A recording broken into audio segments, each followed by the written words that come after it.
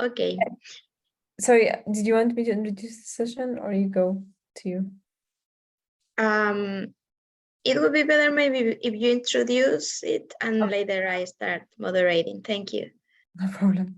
Hi everyone and welcome to another session at the Global Conference for Diaspora Networks in Science. I'm Dana and I'm a volunteer for SASTA, Society for the Advancement of Science and Technology in the Arab World. We are the conference's main organizers. SASTA is a non-profit organization which aims at improving the quality of research in the Arab world, and we use different strategies for that, one of which is our conference, where we have brought diasporic scientists from all around the world to share with us their stories and lessons and challenges as well. For this session, Building Bridges in Latin America through Diasporas in Science, it's my honor to introduce to you our speakers, Stefania, Patricia, Edna. We also have Jani, is that right? Who will be joining us later. And unfortunately, one of the panelists was not able to join. Welcome everyone, and I hope you enjoy the session. Thank you. Thank you, Dana. Hello, everyone, and welcome to the panel Building Bridges in Latin America through Diasporas in Science, organized by STEM Sin Fronteras Foundation. I am Stefania Spin, and I will be the moderator of this panel. I am a biomedical biotechnologist, and currently I'm studying a PhD in experimental medicine at the University of British Columbia.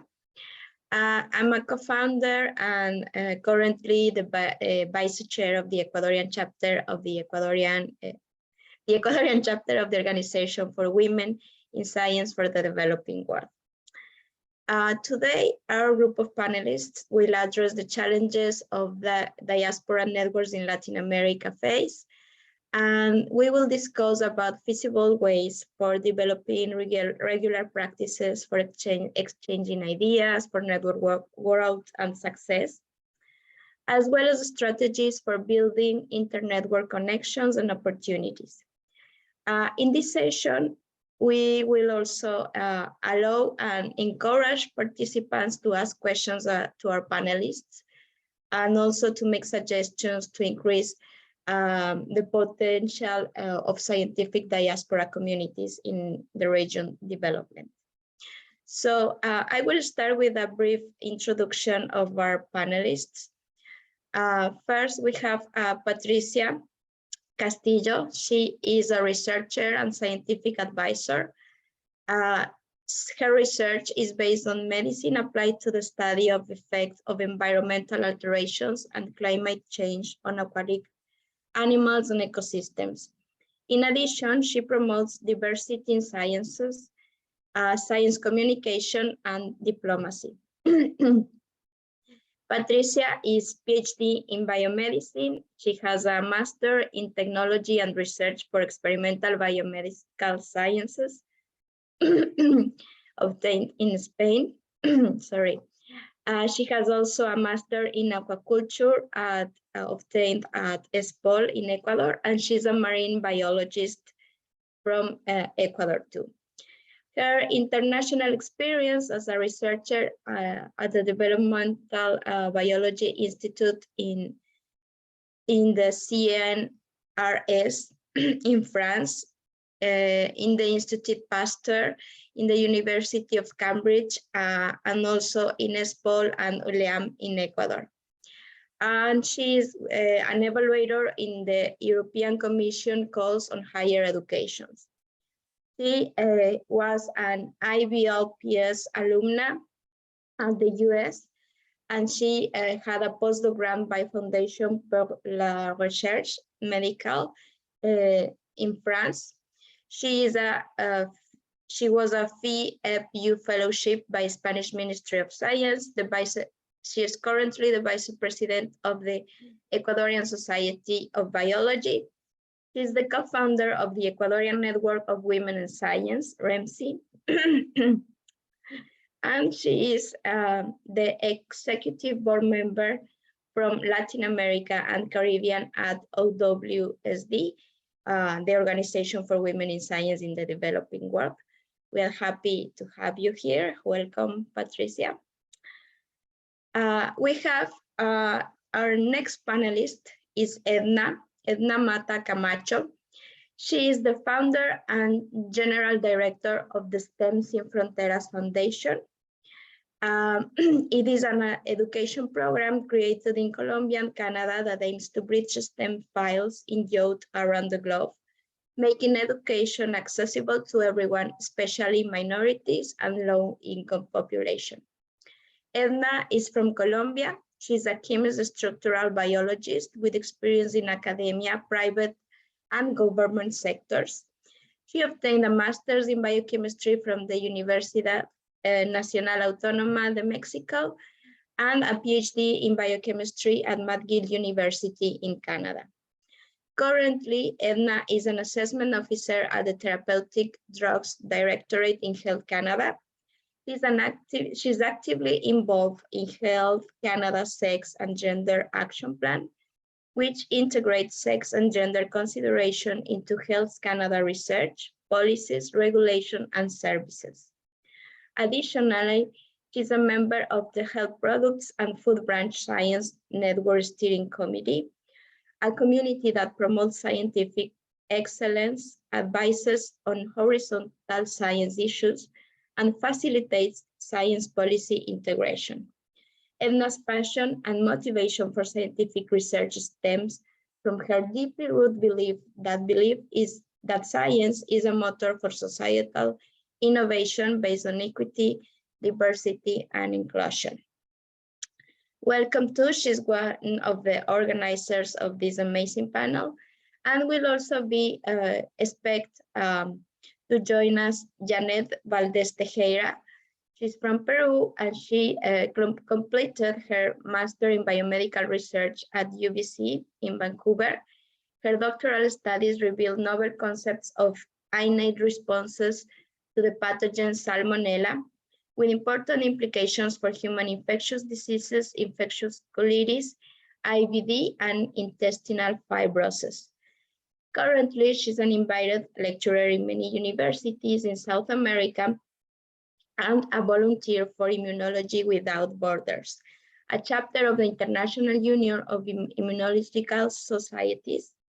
She leads the EDI Committee of the Canadian Society of Immunologists, and she's the member of a Women's Committee at the Federation of Clinical Immunology Societies.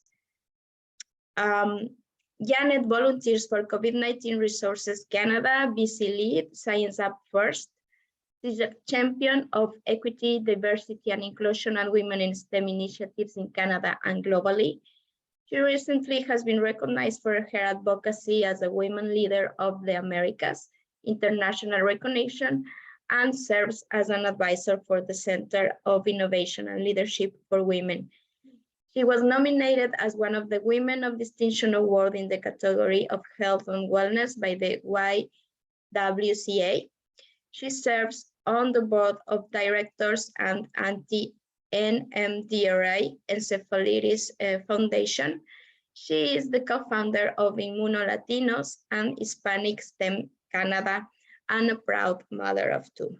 Also welcome. We hope she will join us soon. So I would like to start asking the first question for our panelists, to each of them. We would like to know about your experiences as immigrants coming from your original countries and having to pave a path as scientist in a new different country. So let's start with Patricia. Hi, thank you for the invitation, and to Edna to organizing and taking us together to have this panel. I believe it is really important to talk about diaspora, and this opportunity to make that from our own experiences is like really meaningful one. So thank you for that and give me that opportunity. What I would like to highlight on my experience being diaspora as well, for a bit of context, if I have to define myself, I came from a working class. I'm a Latin American Ecuadorian woman, And I was working in a field of sciences, and I wanted to prepare in a field specialized in a field of sciences that was not available in my country in the time when I have to go abroad to get that training. I wish it on the level of PhD of a master's degree in the areas of life sciences. So I would say that that was a kind of two sides of this. The first is like I went because I was wishing to specialize, but also because I needed to go abroad to do that because there was no options in the country. The other thing is like once you are abroad, you notice several things. One of the things that I noted more, and maybe this is a shared experience, is like the opportunities in other countries to specialize in science are a lot more open. I'm not saying that it's easy to do science in other countries. I mean, like easy everywhere. We know it's complicated, it's hard, we have to do a lot of work to be able to do science and promote science. However, what I think of what I generalize as the global north, there are more opportunities, more fellowships, more scholarships, more funding, and especially a conception from the beginning in the universities that they have the opportunity to do a master's degree or a PhD because they know they have the opportunities, which in my experience is not that you have for granted in our countries in Latin America, and especially for sure not in Ecuador in my time. The other thing I want to mention in this is the coming back, because that is the other phase. So I was spending about 9 years abroad between several countries in Europe. And at some point, I feel that I get used to have access to technology, to the scientific knowledge, to check any repository of papers.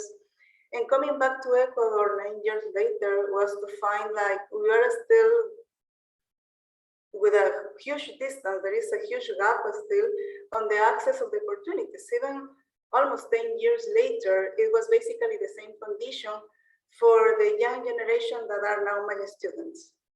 So it was complex in several ways. One is because you see that very little has changed in so long time. The other thing, it was a little bit hard to get reintegrated, because basically the skills they have acquired were linked to technology and equipment and access to consumables and reasonable prices that when you are in the country, you find that we don't have the access. It is hard to obtain the equipment and the consumables, but even here are more expensive when we have less resources. So suddenly it was like the whole picture, you know? And well, and the right side, I would say, like when I came back also, I had the opportunity to find another scientists, especially women scientists, that were in the same situation. And I think that was also in some sort of way good, because that suddenly that consciousness allowed us to get together, to cooperate, to collaborate. And that is how we started to create groups of work, networks, and collaborate with other initiatives that I'm sure we are going to take later in our panel. So with that, I will close. Thank you. Thank you, Patricia, for sharing your experience. We would like to hear now yours, Edna. Thank you, Stefania. Thank you. I would like to first thank the organizers of this conference for giving us the opportunity to present this panel, to share our experiences here with these amazing, talented women and speak our mind about the diaspora. Well, I was born in a very small region in Colombia that is called Ibagué. I am the third child of 4 kids. And my parents were always encouraging us to study, to education as part of our gaining our advancing personal and professional, and to be independent. And I was always very curious as a child. I was motivated to study chemistry, so I went to the National University in Colombia. And before finishing my undergrad, my sister that was at that moment in Brazil, she was doing PhD, she encouraged me to go out, to live the experience abroad, and to do a research stay in Mexico. And I had to say, I come from a family that has no means. That we did. My father, by very worker and my mother, they were able to giving us the opportunity. So I was out the first time. What I thought was, I'm not gonna be able to have the money to go to some to other country to study. So I started looking for resources, and I found resources in the university. They have this interinstitutional relations office where they have different connections with on other universities in South America and in other countries. At the time, I didn't know English, so I was applying only for universities in Spanish. I found some programs, very interesting programs in Mexico. So I applied to those programs, and I passed to that to be able to do a research stay. This international office, interinstitutional office in the university allowed me to do the research stay there, gave me support. They paid me the 50% of the ticket. The other university, which is the university in Colombia, in Mexico, sorry, the UNAM, they gave me economical support too. So in that case, I say, okay, let's do it. And actually, that was the first time that of course, I went out of my country. I was 20 years old. And then it was a very enriched experience to me. It was the first time that I saw so much infrastructure, and I recognized how little we had in our laboratories, in our science, in our country. And we had in the institution that I went in Mexico, they have a state-of-art equipment. And the results of for instance, for sequencing, for some of the experiments that we were doing, they were faster. In Colombia, we will need to wait for the results of our experiments long time, in a long process. And sometimes even the reactives to do an experiment, they took a long time to be able to get it in the laboratory. But in here, it was just one day. In Mexico was just one day, and we were able to advance faster in that. So I was able to recognize that there was definitely more support, financial support for science there.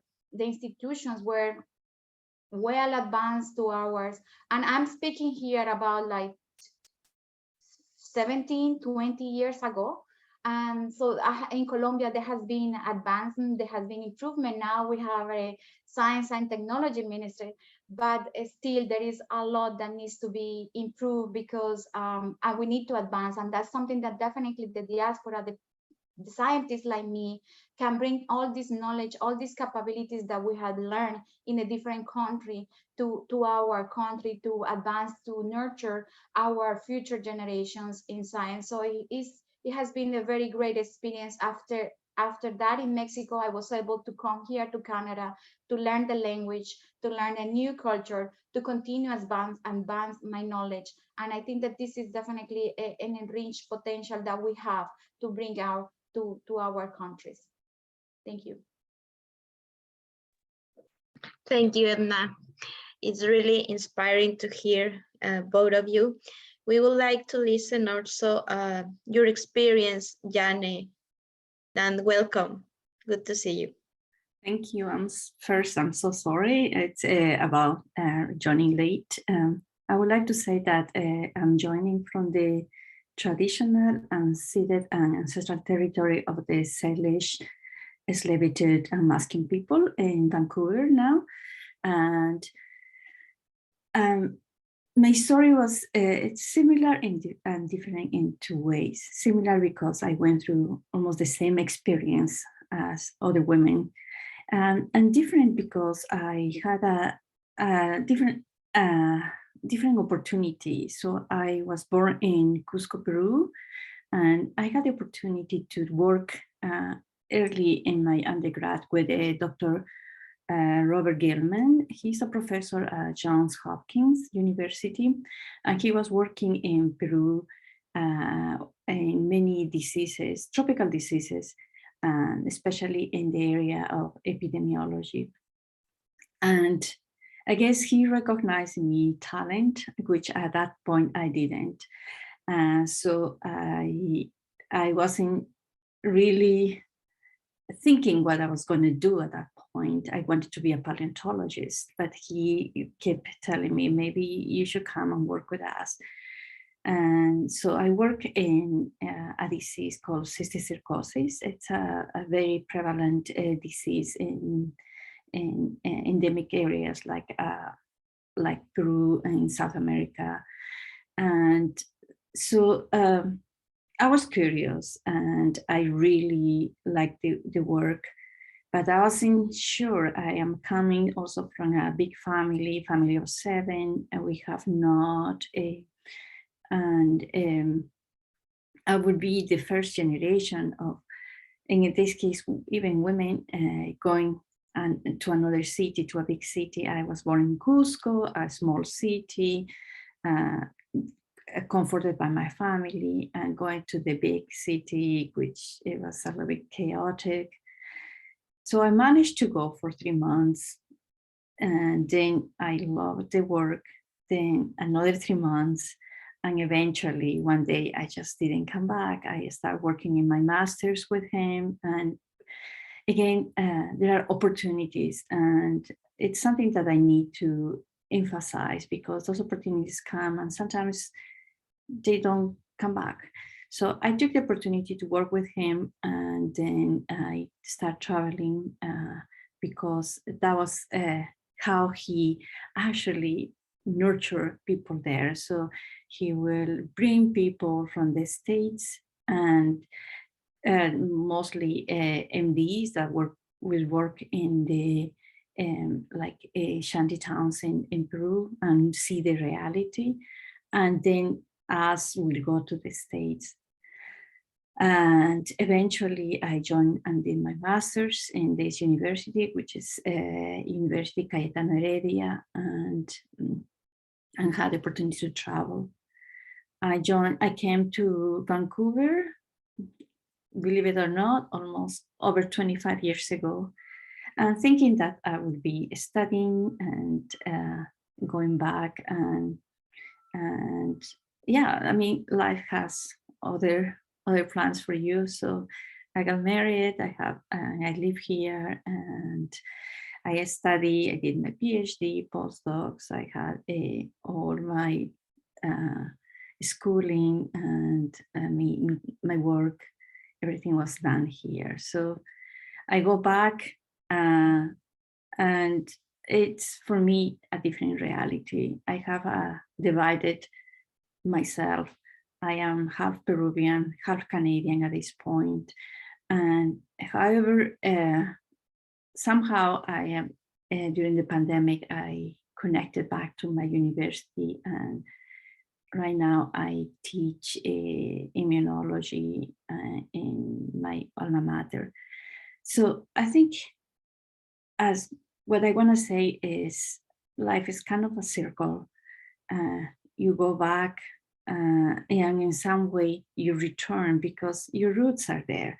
No matter where we are, our roots are there, our vision, our values, everything is part of us. So somehow I'm connected. I have a lot of people in Peru, and as you can see, in Latin America, and thanks to this network and webs that we had created. So it's, for me, really, really important to be here to see, we'll say, Edna, which is like a sister for me, Patricia and Stefania, and all together working towards the same goal. And even though we never met personally, we feel that we know each other for so long, and we are trying to achieve the same goal. So yeah, thank you. That's me. Thank you so much, Jane. I think that the stories you have told us are really have a great word for all of us to hear and are really inspiring. And you have mentioned, the three of you have mentioned some of the barriers we have as Latin American women in science, the lack of opportunities, of programs offering scientific careers, the lack of funding, and also even the language barrier. No, so we have this question because we face to this reality that we need to move to different countries to have access to those resources, and it can foster human talent to access to these resources, but it also means a loss for our countries, for our emerging economies, that are left behind. And also it is related to the question of Clancy Bonilla that is in the audience. She is also member of the Guatemala chapter of the Organization for Women in Science. So hi, Clancy, thank you for your question. She is also interested in knowing that if there is any interest from our countries to hear back from us, to give us opportunities to connect with our countries, with people trying to make a scientific career. She says, beyond scientific communities, do you see interest in the foreign policies of Ecuador, Mexico, Colombia, Peru, in reaching out and building bridges within the Latin American science diasporas? So we would like to hear what do you think about that, Edna?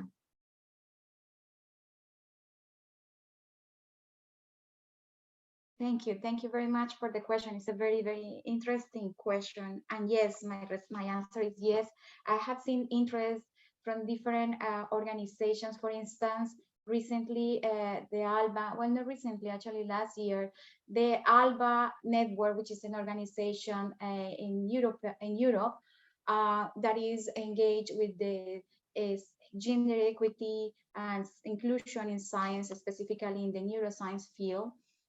They have been contacting us, people from Latin America, different regions in Latin America, to bring our voice there, not to be able to make connections, to establish relationships in at least in the different fields that they are working. The OWSD as well is another organization that has been doing contact, that has different groups in different countries in Latin America. Now we have in Colombia one, we have our representative, you are here from Ecuador. So those are different organizations that at least are connecting us and making bridges among our community to be able to speak our experiences, to learn from the different experiences that we have, and to be able to build up on projects that will help not only our region, our community, but the whole country.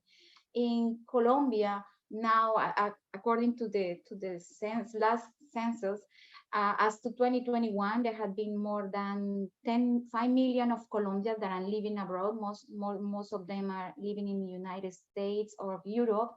And as we see, when we go out, we are learning about these different technologies. We are learning about the different languages. We are building up our capacity, our capabilities on different skills, critical thinking, managerial experience. All this professionalism is a great potential for our countries. And our country, for instance, in Colombia, they have seen that. There is a network that is called Red Caldas, like Caldas Network. It started in 1991. I think that it had a great vision since then. They were incorporating scientists in their network that were coming from abroad, the diaspora, to be able to learn from there, to establish collaborations, to learn from the different experiences, to build up upon the different programs in the university and in the scientific research. And it's now more and more the interest in the government. For instance, there are plans with the different embassies around the world to be able to form communities, and that community brings to the country. So in this case, we can grow and build up upon the science diplomacy and the international collaboration with the different organizations to have a more organized program, to have a more structured program to be able to the diaspora to build up upon these relationships. So yes, I have seen that more recently, more in these days, that is taking a higher impact in the growing and advance of science, at least in Colombia. Thank you, Edna. That's really good news for us. We would like to know what about Peru, Jane? Have you seen these initiatives from the Peruvian government? I would admit that I haven't seen much from the Peruvian government. However, there are many kind of, we'll say, organizations, groups of people that had the motivation and had the the strength, especially new generation that are trying to connect. I've been in panels, I've been in many groups with young people from Peru, Científicos Peru. It's an organization that joins Peruvians abroad. There's another group in Europe. They have their annual conference, all that they are in Europe, Synapses.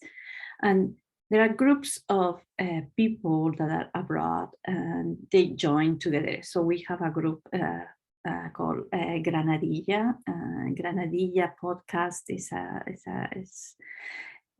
an initiative of Ana Lucia Gutierrez, and she interviews especially women that went abroad. And so we have women from all parts of the planet. So I have seen more people joining, and I mean, thanks to, I guess, the technology now, we can share experiences, we can be connected. I would say I don't live in Peru, so I don't know what's going on there, but I actually have a little bit experience from the Latin American community here in Vancouver. Yet last night I was in a panel and about the impact of COVID-19 in Latin Vancouver, we call in the community in Vancouver. But I saw many people that are also integrated, people in business, people in tourism, and people in the arts. We happened to have a really nice event in the Museum of Anthropology, in which there was a fantastic exhibition of a Mexican artist there. So it's coming. I feel that we are connected. I think I would say there are bridges. Obviously, each of us with our own, like in terms of our own career, perhaps. It's easy in science because science unifies, it's universal. So, but there are other areas, and I think people, at least from friends I can see in engineering as well.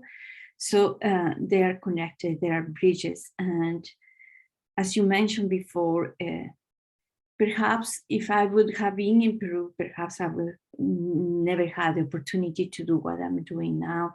Rather than being here, I can help somehow to the young people in my country.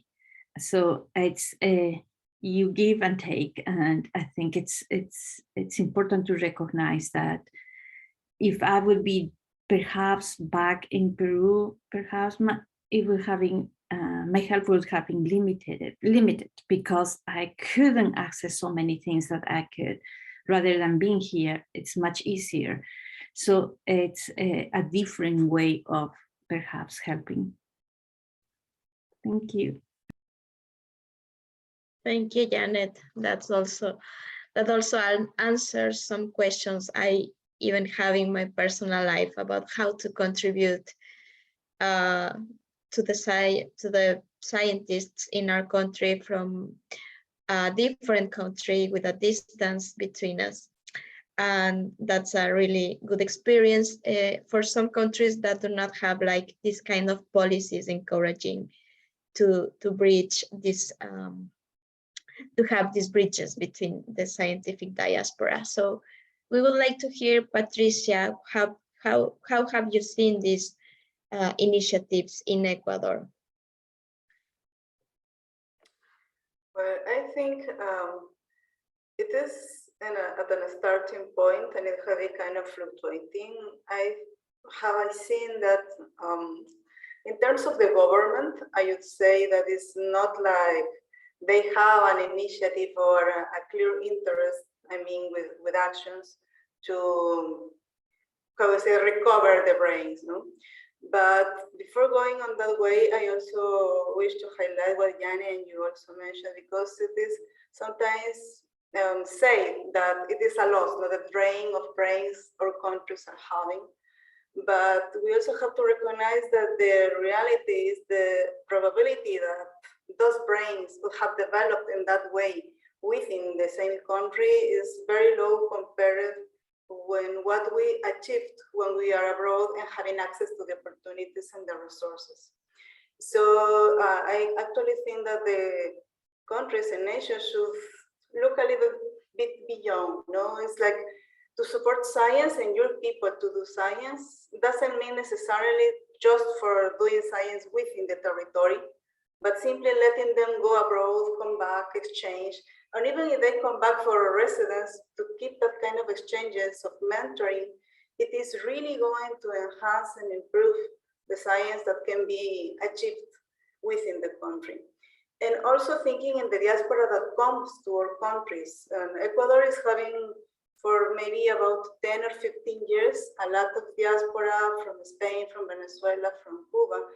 And with that diaspora have came a lot of scientists too, that are enriching our local science. So as you are enriching now that you are in Canada, enriching the science there. So that should be like really going beyond the borders. That is also why I like the initiative with the STEM Sin Fronteras. It is really important to have that kind of, the borders in science shouldn't exist. With that, also mention for initiatives that I have known more concretely in Ecuador that were implemented, I would say based only one that was Prometeo project. It was a kind of initiative that was made between 2012 and 2017. I mean, it was about 5 to 6 years of that program. What I knew about that program is that initially it was aimed to get back the scientists. What was missed at that point is that several scientists, as Yanni and Edna, and probably you later, have established a new life in other countries. It's not, you have roots with your country, but you have now a lounge abroad. So it's not simply like, come back, we have resources, you can do science, just move. Because we're people at the end, we are persons. So that was not so successful on the way.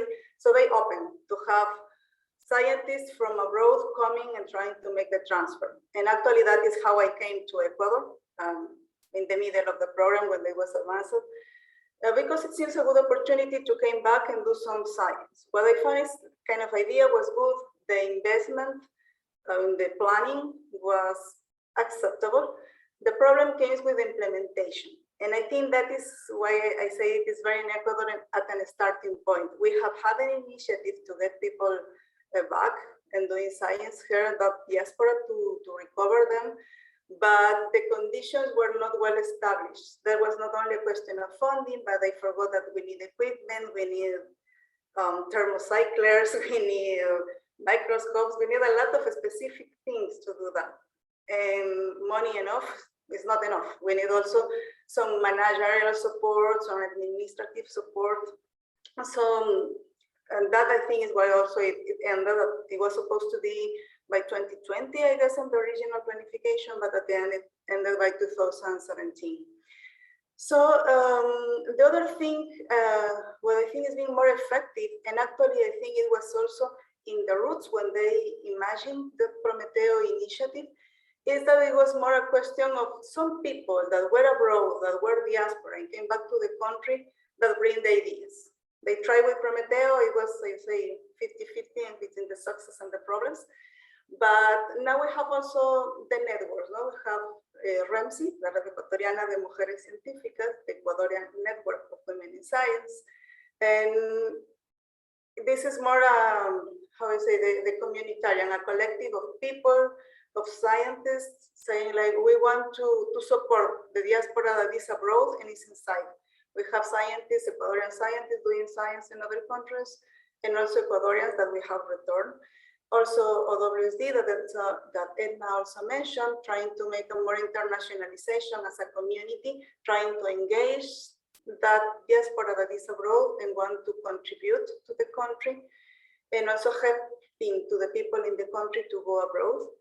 And finally, I say also, there have been studying an example, the ABREC, that is association, la Asociación de Becarios, like you say, like the scholarship association of Ecuadorians that have scholarships to do their PhD, and now are in the country with the skills, but having problems to find spaces, but they have organized. So basically what I want to summarize is like at the end, I think there are some things, but not for government, but from the people. And maybe that is what we have to think now when we're thinking in actions should be from bottom to up.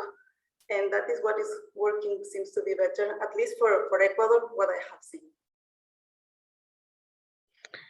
Thank you, Patricia. As you have mentioned, we have like some positive experiences and some the lack of some policies too, maybe in countries, but also initiatives across borders to connect the diaspora in Latin America.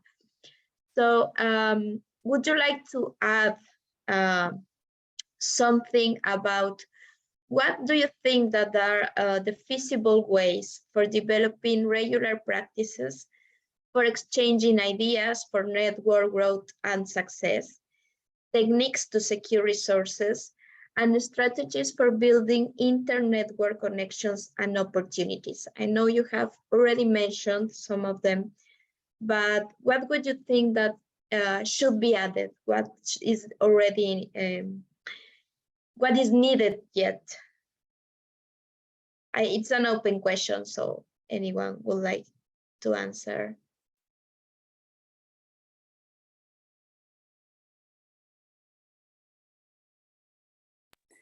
I can start.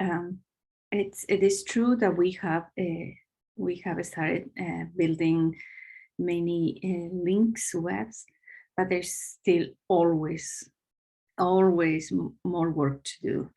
And I think especially in Latin America, one of the things where we need to concentrate, and Edna probably will agree with me, is going into the rural areas.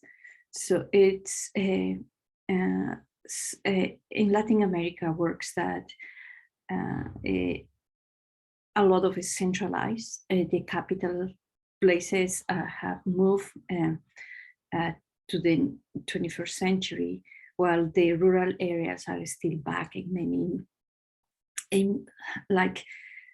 centuries behind. So I think one of the efforts should be to incorporate more, especially for us that we are, some of us came from small places, and so try to actually go back to those places and help. And obviously we need a lot of infrastructure for this, but we I think it's a challenge. We need to, but we have to embrace the challenge, and because we're here, and life is a challenge in general. So I think incorporating in general areas. Also, as we know, Ecuador, Colombia, we used to be one single culture before. So I think, again, going without borders, without unifying those roots, because we all come from the same roots, and go back to those values and use that as a strength, because we still share. If we go back to time, we still have those values that our ancestors somehow share, and use that as a strength, and call for cooperation and help each other. It's more than dividing, more than saying, here's my border. I will call to unify all, and I think that's the lacking that I can see. Thank you, Janet. Anyone else? Edna, Patricia, would you like to add something that yet needs to be done? Yes, well, I think, yeah, there is always room for improvement. There is always room to grow. And I think that's important to understand, and to what I want to mention is this is this is a joint effort. It has to be come from the social, the civil part, the private part, the academic, the government. I think that it is important for all the sectors to recognize the importance of this experience, of this potential that the diaspora has. And as Pat mentioned, not only, for instance, in Colombia, the diaspora in Colombia, but the diaspora that comes from different countries, from different cultures, and that's something that Janet mentioned. The integration of different knowledges and perspectives is very important. And I have to say, I was offered an opportunity to come back to Colombia, to go back to Colombia like 6 years ago. And it was a good opportunity, but they didn't take in account that I had a family already, that I had a position here to be able to go there. I had to leave almost everything. And if you went, and that means that at least securing something for the family, it is important. At least for me, it is important. As long as I have something good for my family, I go and I do it and I like it. But they didn't have this in consideration. And that what we, the scientific community outside, when we bring is that we will be able to see what is missing inside the country, what conditions could be improved for our community, for the science, for the professionals in general in our country, to be able to advise government, to advise the different policymakers and people to be able to improve these conditions for our population. And I found as well some resistance from the same scientific community, that they see us as a competition, as a threatened part. And we are not there just trying to get away those jobs. We see those as well as the opportunity to bring our knowledge and our experience to the country, to be able to having collaborations as well with our different colleagues that we have built up when we are growing in our careers, the different communities in international communities, the different collaborations, grant applications, and that will represent perhaps advancement to be able to have perhaps more funding, flow of funding migrating to our countries, and perhaps in this case, as Pat mentioned, it to be able to help with the implementation process, because I agree totally. We are at the beginning of this part. We are in the awareness to see how the diaspora is able to help our countries to advance this, but it has to be more establishment on implementation on how and what are the actions to make to be able to fully integrate us into the advancement and to the projects that are in each country. That's what I think. Thank you, Edna. We would like to spend more than 1 hour talking here about how to improve our diasporas in science. We're running out of time. I would like to know, to add that Abidat had said that it's a great point, the one that you mentioned, Edna, about balancing also the scientific career with the family, no? And Clancy also mentioned that she is grateful for the experiences you have shared and that she really values them. So I would like to ask each of you, like in a minute, to give a final message, a call to action. What would you say to the audience that is hearing you today? So we will start with Patricia. Yeah, well, first of all, thank you, and thank you for letting me be in this space. It's been really enriching and motivating to share with you and with who is accompanying us. For me, the message final will be more a call of action on the decision making for higher education and science in our countries. I think one thing that is required is to recognize that this work we are doing to engage diaspora, to promote science, for scientific communication, should be recognized as part of the academic work format. Being recognized, being evaluated, being assigned time, being assigned funding. And that will help a lot, not only with diaspora, but in general with the development for science in our countries. So that will be my message. Thanks. Thank you, Patricia. Edna. Well, my call goes to our governments and to our decision makers, as Pat mentioned.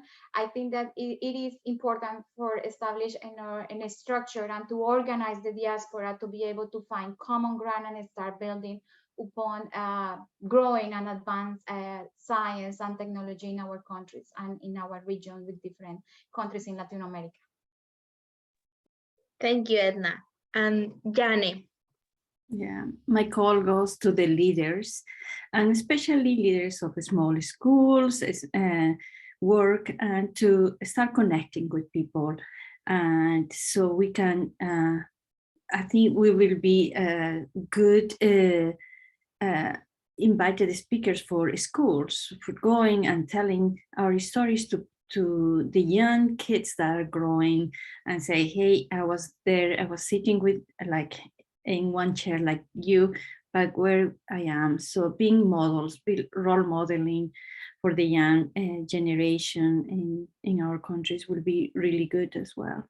And yes, I understand about the leaders and the government, but I think I'm still skeptical about them in my country, at least. So, okay, so yeah, so I'm just appealing to the people that have leadership positions. Thank you, Jane. I would like to thank all of you for sharing your experience and also your ideas and your initiatives to contribute for the diaspora in Latin America. I think it's really worthwhile what you have been doing, and there's already much to be done, and it's glad to hear that it goes beyond the borders. No, it's like a great initiative that will help our scientific development. Thank you so much. Thank you so much to our speakers and our audience. I think having all of this woman power is very inspiring to us upcoming scientists. Thank you so much for the discussion. I hope you enjoy the rest of your day. Thank you. Thank you very much. Thank you. Thank you. Bye-bye.